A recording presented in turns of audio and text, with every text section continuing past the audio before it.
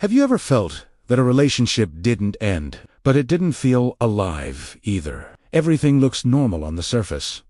No big fights, no dramatic goodbye, no clear reason, and yet something feels off. Something feels quieter than before. This is how emotional distance really begins. Not loudly, not suddenly, but quietly, slowly, invisibly. Emotional distance doesn't start the day people stop talking.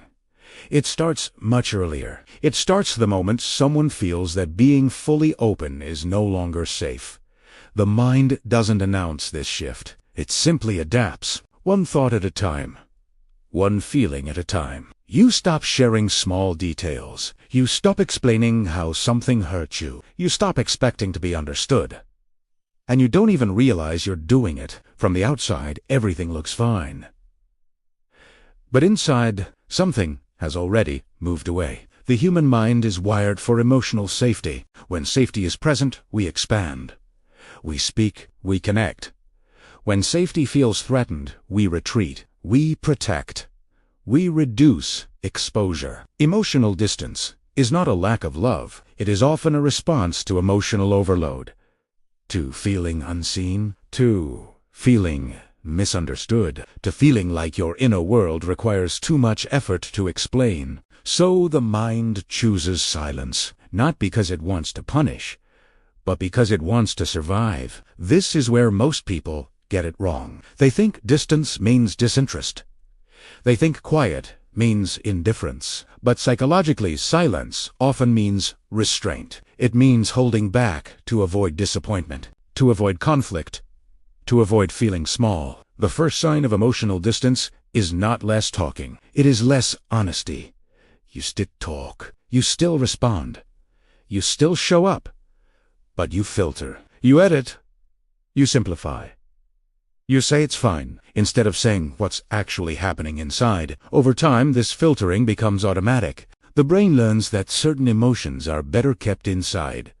Certain thoughts are not worth sharing. Certain needs will only create friction. So, you adjust. You adapt. And slowly, the relationship shifts from connection to coexistence. What makes emotional distance dangerous is that it grows without resistance. There is no argument to fix, no obvious problem to solve, no moment that forces a conversation. Everything fades in the background.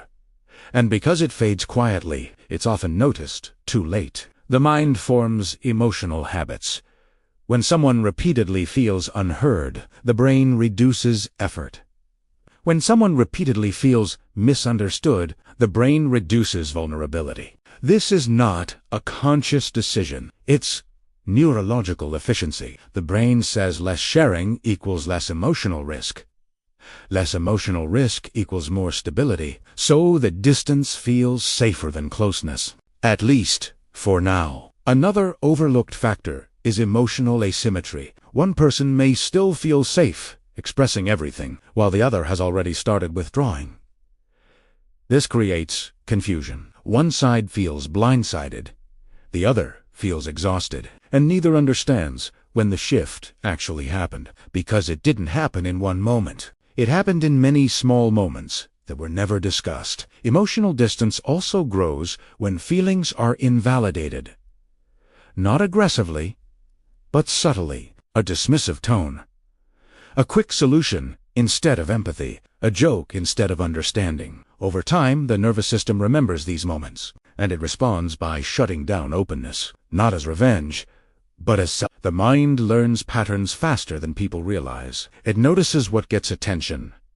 It notices what gets minimized, and it adjusts behavior accordingly. This is why people often say, they changed, without realizing they themselves changed first. Emotional distance is not always about the other person. Sometimes it's about an internal boundary forming, a boundary that says, this part of me stays protected, this part of me stays quiet. The tragedy is that this boundary often forms in relationships that still have love, still have care, still have history, but lack emotional safety. And without safety, love cannot fully breathe. One of the most painful aspects of emotional distance is that it creates loneliness inside togetherness. You are physically present, but emotionally elsewhere. You listen, but you don't lean in. You respond, but you don't reveal. And the longer this goes on, the harder it becomes to reverse, because reconnecting would require reopening what was closed, and reopening feels risky, especially when silence has become comfortable. Emotional distance is not fixed by forcing conversations or demanding closeness. Pressure often increases withdrawal. What closes distance is safety, consistency, curiosity, space for emotion without correction, without judgment, without immediate fixing. When the mind feels safe again, it naturally moves forward. When it doesn't, it retreats further. This is why emotional distance starts long before anyone notices, because the mind decides quietly before the heart speaks. And by the time words disappear, the distance has already settled in. If you feel this shift in yourself, or notice it in someone else, the most important question is not, why are you distant? The real question is, where did safety disappear? Because distance is rarely the problem, it is the symptom. And until safety is restored, silence will continue to grow, even in love, even in closeness, even while standing right next to each other.